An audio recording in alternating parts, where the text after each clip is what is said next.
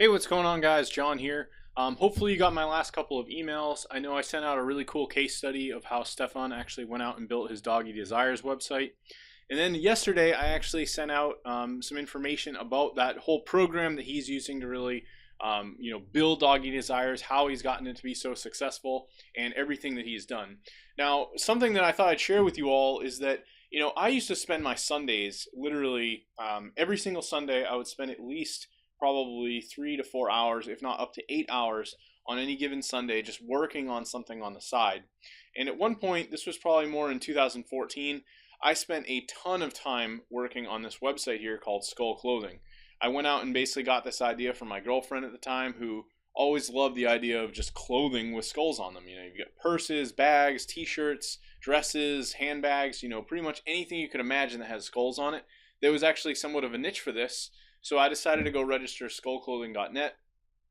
I built a really, really kind of bad version of the site on a not really so great WordPress theme.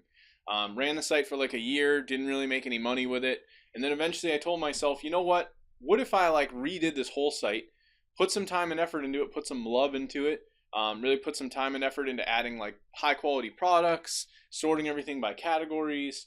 Maybe I write some blog articles. I start spending time promoting it, and ultimately I decided to do that. I said, you know what, why don't I just focus on this for a little while, get it up to something where it's making some money every month on autopilot, and that way I don't really need to spend as much time on it later on.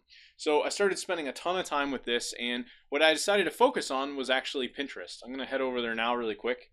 And what I wanted to show you is that my Pinterest account for Skull Clothing actually has now over 11,000 followers, and I've got about 11,000 people that I'm following. So it took me an awfully long time to do this, but really there was nothing special that I was doing. I would just sit there on my cell phone once in a while. I would do some pins. I'd ask my girlfriend for some help. I had a virtual assistant that was also helping me out with the site. We created a bunch of boards. I had her go in, and do some stuff on it. I hired someone at one point to help me do some management of it as well. So I basically built this up over time, and because I was able to get all these followers on Pinterest, I was able to start getting tons and tons of people coming back and checking out the site, buying products through the site, which ultimately everything was fulfilled by Amazon. I didn't have to carry any inventory. I didn't have to do anything crazy with this. So the reason I brought this up and the reason I wanted to tell you guys about this is if you're kind of on the fence about Pullii and you're thinking to yourself, man, this would be kind of cool if I could go out there and build a little website for myself, put some significant time and effort into it, spend a little bit of time on it consistently. Maybe you spend an hour on it a day. Maybe you spend 5 hours on it a week.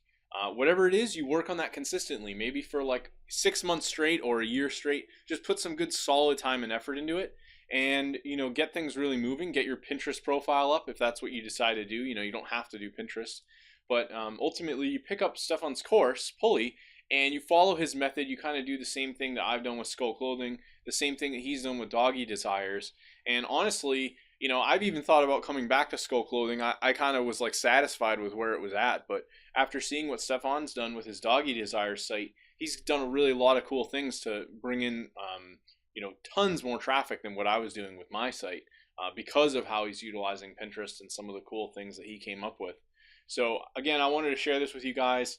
I'm going to leave a link inside the email I sent you. If you want to check out Pullii, go grab that, and I guarantee you, if you put some time and effort into this, you could start making some serious money from these passive income sites. In my case, this one's making me a few $100 a month. It pays for some bills, but I know Stefan is making around $1,000 to $2,000 a month with his site, and he really doesn't spend all that much time on it these days. I think it's just, he's outsourcing everything, so he doesn't need to do a whole lot. So yeah, check out Pullii and let me know what you guys think. Hopefully you enjoyed this case study.